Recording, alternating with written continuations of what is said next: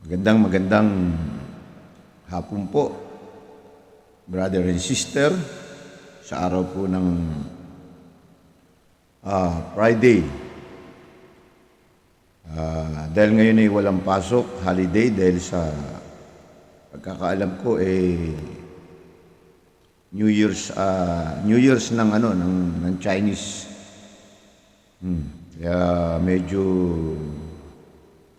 matraffic sa bandang Maynila sa araw na ito ng Biyernes. So, akin din pong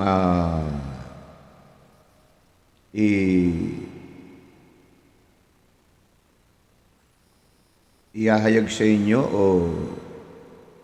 sasabihin sa inyo na tuwing Biyernes po yung payo po ni Kuya Dolpo.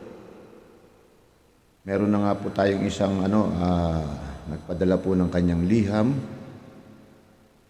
Ito po ay isang lalaki na tiga Caloocan po. Hallelujah.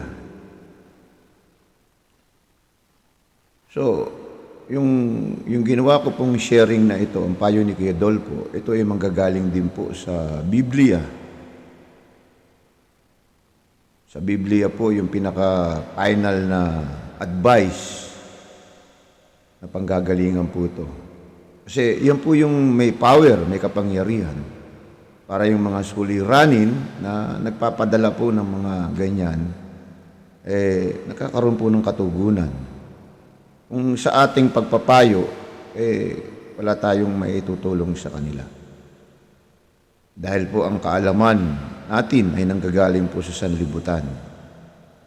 So bilang ako po ay isang naglilingkod sa Diyos,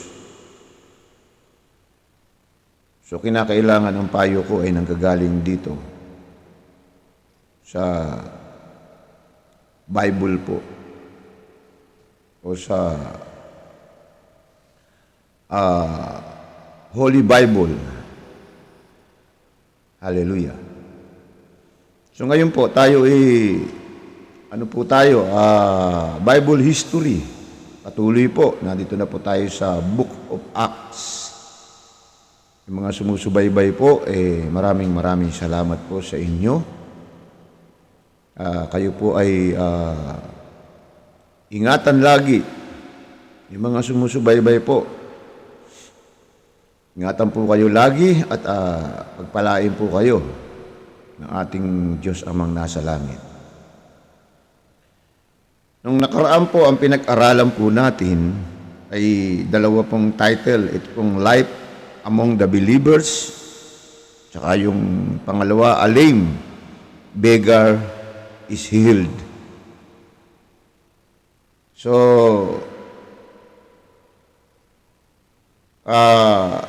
doon nga sa istorya nitong libro ng paggawa. Gawa kasi itong Acts. So ito po ay isinulat ni Apostol Lucas doon po sa kanyang kapatid. Ang ibig sabihin pong kapatid sa pananampalataya. Kay Theophilus. Dear Theophilus, sinulat niya po ito sa kay Theophilus. Doon po sa hindi nakakaalam na itong nagsulat ng Book of Acts ay si Lucas po. At doon po sa hindi nakakaalam, si Lucas po ay isang manggagamot, doktor po siya. Siya po yung isa sa hinirang ng Diyos na meron pong pinag-aralan bilang isang doktor po siya. Hallelujah. So, natapos na po natin itong binabanggit ko sa inyo. So ngayon, dito po tayo ngayon sa Peter's message in the temple. So ano ibig sabihin nito? Ang sermon ni Pedro sa portico ni Solomon. Yung portico po, yun yung tinatawag na sa loob po ng templo na siya po ay tumatayo ron at nagbibigay po siya ng mensahe. So wala nang ibang mensahe rito kundi ang mensahe ng salita ng Diyos. Kasi si Peter, alam po natin na ito ay isa sa laging kasama ng ating Panginoong Kristo. Hallelujah. So babasahin ko na po para po ito ating mapag-aralan, itong aking i-share sa inyo. After po nito, mga 8 o'clock, babasahin po natin yung letters po ni Rodrigo Rodriguez, na itong ang bagong sharing ko, yung payo ni Kuya Dolpo sa inyong mga suliranin. Hallelujah. So simulan na po natin to.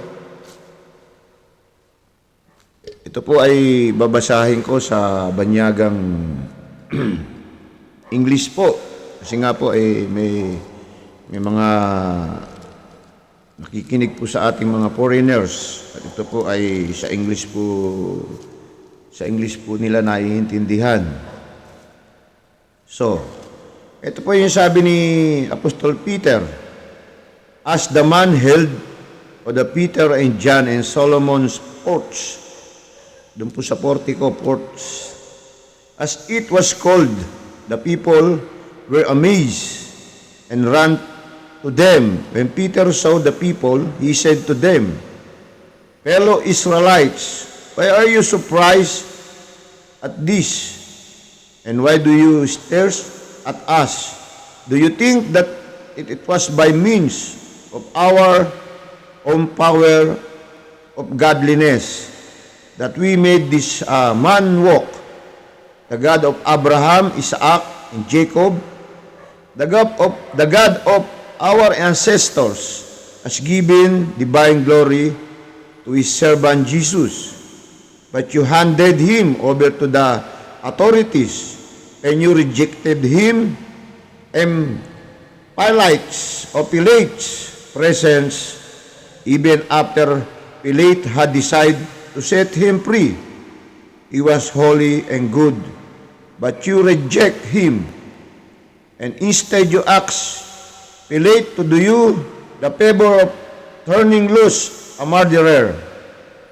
You kill the one who leads to life, but God raised him from death. And we are witness to this. It was the power of his name that he gave strength to this lame man. What you see and know was done by faith in his name. It was faith in Jesus that has made him well, as you call all see.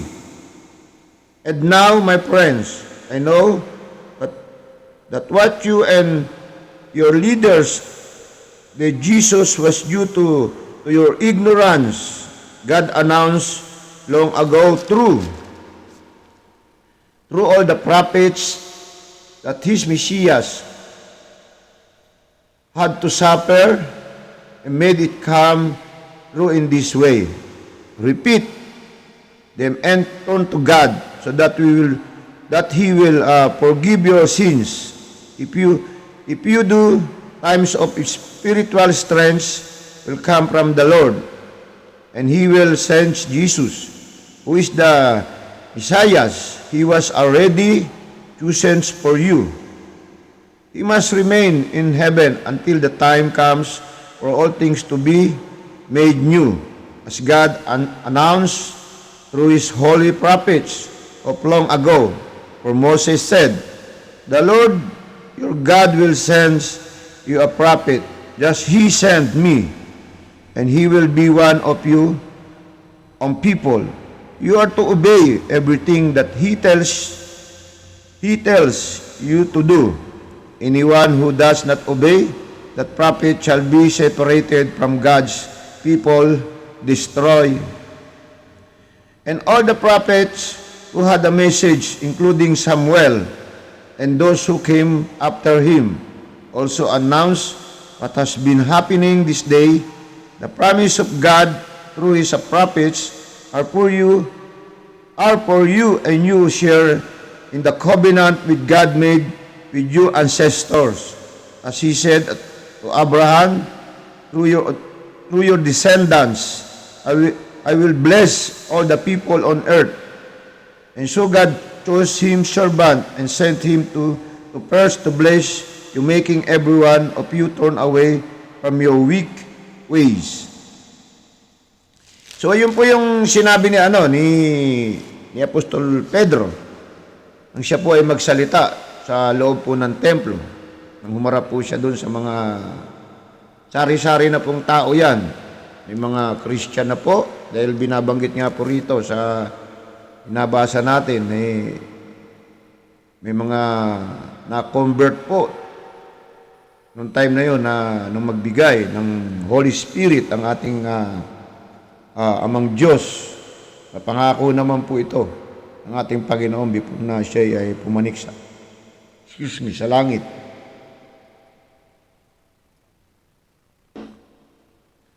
Marami po yung na-convert na sa iba't ibang nasyon po. Kasi po, yung mga time na yon, marami pong pumupunta sa Israel. Malalapit na bansa lang naman yung nandyan, yung Egypt, Arab country, ano pa ba itong Libya. Basta yung malalapit, nagpupunta po sila ron. Siguro sa negosyo. Parang dito, dumadalaw yung mga kung ano nung bansa, nagninegosyo. So, nung time na yun, na magkaroon ng gifts o gift ang mga disipulo nung panahon po ng Pentecostes. Ito pong Pentecostes, hindi po ito yung time na pagbibigay na, hindi po, araw po ito ng pag-aani ng kanilang mga, ano mo pong klaseng pag-aani, time of harvest ito, na ipinagpapasalamat nila. Na nangyari po yung bumaba yung Holy Spirit, ito po ay Day of Pentecostes. Hallelujah. Kaya naka-convert po itong mga Christians ng napakarami po. According to the Holy Bible, ito po ay naka-convert sila ng more than 3,000 na tao ng time na yun. So dito, itong pinag-uusapan natin, sabi rito, samantalang nakahawak siya kina Pedro at Juan sa may portiko ni Solomon, patakbong lumapit sa kanila mga taong takatakang nangyari. Pagkakita ni Pedro sa mga tao, sinabi ng mga Israelita, bakit kayo nangigilala sa nangyayaring ito? Bakit inyo kami tinitignan ng ganyan? Akala nyo na napalakad namin siya sa pamamagitan ng sarili naming kapangyarihan. Nagtaka po kasi, di ba, itong lame beggar is healed. Napagaling po nila to. So, nagtataka po yung mga ibang tao ron na naging saksi sa pagdating po nung Holy Spirit. Nagtaka sila kasi nagkaroon na ng power itong sina Peter, si Juan, si Santiago, lahat po ng mga disipulo. Sila po yung nakatanggap o yung mga Christians nung time na yon. Sabi rito, akala nyo ba napalakad namin siya sa pamamagitan ng sarili naming kapangyarihan? O kaya dahil sa aming kabanalan, ang Diyos sina Abraham, Isaac at Jacob, ang Diyos ng ating mga ninuno, ang nagbigay ng pinakamataas na karangalan sa kanyang lingkod na si Jesus, ngunit siya ibinigay ninyo sa kapangyarihang itinakwil sa harapan ni Pilato. So doon nga po sa binasa natin, do you think that it was by means of our own power or godliness that we made this man walk, the God of Abraham, Isaac, and Jacob, the God of ancestors, has given divine glory to his servant Jesus? But you handed him over to the authorities. Ngunit siya ibinigay nyo sa may kapangyarihan, itinakwil sa harapan ni Pilato. Gayong ipinasya nitong palayain siya, itinakwil nyo ang banal na matuwid at ang isang mamamatay taong hiniling ninyong palayain. Yun nga po si Barrabas. So nagkaroon po kasi ng may tradisyon po yung mga Israelita, pagka yung mga ganong pangyayari, pinamimili po yung mga naandoon kung sino ang kanilang pipiliing mapalaya. Si Jesus din po yun, Jesus Barabas o si Jesus na tinatawag niyong hari ng mga Hudyo. Balit ang pinili po ng mga tao na naroon noong panahon na yon ay si Barabas po. Kaya nga rito, sabi, pinatay ninyo ang pinagmumula ng buhay. Pinapatay ng mga Israelita o ng mga tao na naroon yung pinagmumula ng buhay. So, tama po yung sinasabi dito na ang buhay natin na ating tinatamasa ngayon, ito po ay nanggaling doon sa ipinapatay. Walang iba kundi ang ating Panginoon Kristo. Hallelujah. Ngunit siya'y muling binuhay ng Diyos at saksi kami sa bagay na ito. Ang kapangyarihan ng pangalan ni Jesus ang nagpagaling sa lalaking ito. Nangyari ito dahil sa pananalig sa Kanya, sa Kanyang pangalan. Ang pananalig kay Jesus ang lubusang nagpagaling sa Kanya tulad ng inyong nakikita. Na yung taong ang napakatagal nang namamalimos po dun sa pagpasok po ng temple, yung tinatawag nilang beautiful gate o magandang pinto, ay gumaling po ito. Kaya pine-question po sila ng mga naroon, mga hindi Kristiyano, mga hindi nananampalataya. Sabi po rito, at ngayon mga kapatid, batid kong hindi ninyo nalalaman ang inyong ginagawa, gayon din ang inyong mga pinuno, ngunit sa ginawa ninyong atupad ang panahon ng mga ipahayag ng Diyos sa pamamagitan ng mga propeta na ang Kristo ay kailangang magbata. Na ang ating Panginoon sa Kristo kailangan pong magbata. Ibig sabihin po nito ay mag-suffer, magbata. Ito, all the prophets that his Messias had to suffer, and he made it come true on this way. Yun po ibig sabihin, kaya magsisi kayo at magbalik loob sa Diyos upang pawiin niya ang inyong mga kasalanan at bigyan kayo ng kaunting panahon sa pamamagitan at susuguin niya si Jesus, ang Mesiyas na hinirang niya para sa inyo.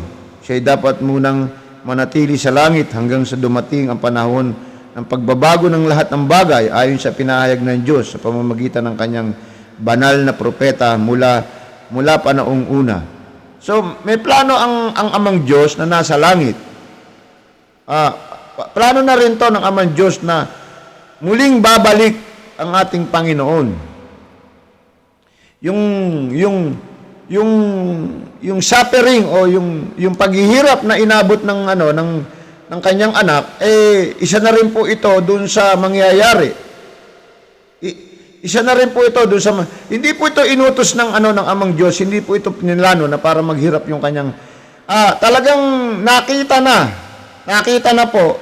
Siyempre Diyos po siya, makapangyarihan siya na mangyayari ang mga bagay na pagdating sa lupa, sa earth, itong Jesus o nitong Kristo na sinugo ng Amang Diyos upang ito ang tumubos ng kasalanan ng tao sa buong mundo, ito po ay magsasuffer.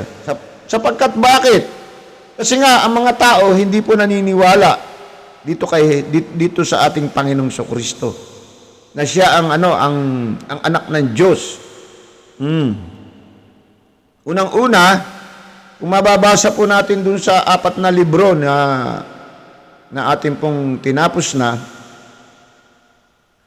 dahil itong Kristo na lumitaw, sa Nazaret po lumaki. So, according to the Bible, the Holy Scripture, kinakailangan na ang Mesiyas ay lumabas sa Bethlehem. Sa Bethlehem po. Doon po dapat, yun po yung nakalagay sa Scripture. Subalit, hindi alam nitong mga nag-aantay na to ay nagkaroon ng problema. Nagkaroon ng trouble. Ito nga po ay na-share ko na sa inyo kung anong trouble ang nangyari nito. Maraming hindi nga nakakaalam nito na akala yung kapanganakan ng ating Panginoong Kristo, si Herodes lamang yung pumipiit. Hindi po. Maging yung mga anghel na sumuway sa amang Diyos na nasa langit ay pinipigilan din po ang paglabas ng batang ito. Walang iba kundi ang ating Panginoong Kristo. Kaya nagkaroon po ng digmaan ang mga anghel. Anghel sa anghel po. So natalo po itong si Lucifer. Ang nakaharap po nito ay walang iba kundi si Miguel. Si Miguel po ang inutusan ng Diyos na tulungan yung bata na dala-dala nitong babae. Walang ibang babae kundi itong si Maria po, na siyang naging ina ng ating Panginoong Kristo dito sa lupa. Hallelujah! So, kailangan po natin malaman po yung katotohanan ng kwentong ito. So, yun nga po ang nangyari, hindi nga po pinapaniwalaan, kaya mali po yung pag-aantay nitong mga high priest na to, na siya rin nagpapatay at siya rin nagdala kay Pilato. Itong mga paraseyong ito, itong mga susudyong ito na nag-aaral po ng mga kautusan ng kabutihan na nanggagaling pa doon sa lumang tipan. Kung malalaman po natin. So, maging naimbul pa po itong three wise men, kung alam nyo po, yung tatlong, hindi po hari tatlong matalino na tao, na ang anghel din po rito na mag-o-offer sila, mag-o-worship sila doon. So, nakiisa po itong si Herodes na kung makikita nyo, pero masama po yung binabalak ni Herodes. Kaya, nung papauwi na po itong three wise men na to na tinatawag, uulitin ko po hindi po ito tatlong haring mago na itinuturo sa atin, hindi po. Mali po yun. Wise men, kaya naging wise to, dahil tinuruan sila ng anghel na magbago sila ng daan. Na hindi na po sila bumalik doon sa dating daan upang magtanong uli si Herodes sa kanila. Hindi na po. Tinuruan sila ng anghel na magbago na kayo ng daan. Kapagkat hinihintay sila ni Herodes kung saan ipinanganak ang ating Panginoong Kristo. Kaya nga ito itinawag na three wise men. Di po ba? May kanta pa niyan. So, yun nga po ang nangyari nung panahon na yun. Kaya sabi dito, sinabi ni Moises, ang Panginoon niyong Diyos ay pipili na sa inyo sa kalahi gagawing propeta. Tulad ko, pakinggan ninyo ang lahat ng sasabihin niya sa inyo at lahat ng hindi makikinig sa propetang yaw na hihiwalay sa bayan ng Diyos at lilipulin. Yung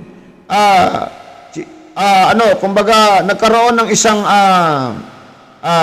paghula o pagsasabi ng totoo itong si Moises na alagad din ng Diyos, na at tinawag din na propeta itong ating Panginoon, na siya yung pakikinggan ninyong lahat ang sasabihin niya sa inyo, at lahat ng hindi makikinig sa propetang yaon ay ihiwalay sa bayan ng Diyos at lilipulin. Nagpahayag din ng tungkol sa mga araw na ito ang propeta mula kay Samuel at lahat ng sumunod sa kanya. Ang mga pangako ng Diyos sa pamamagitan ng propeta ay para sa inyo, at kasali kayo sa tipang ginawa ng Diyos at ang inyong mga ninuno ng kanyang sabihin kay Abraham, pagpalain ko ang lahat ng angka ng daigdig sa pamamagitan ng inyong lipi. Kaya't hinirang ng Diyos ang kanyang lingkod at siya'y unang sinugo sa inyo upang pagpalain kayo at tulungan tumalikod sa inyong mga masasamang pamumuhay. So, ito po yung yung marami naman nagtuturo. Ito, minsan ipapaliwanag ko sa inyo na hindi raw anak ng Diyos ang ating Panginoong propeta. Hindi, hinahalin tulad lang po siya.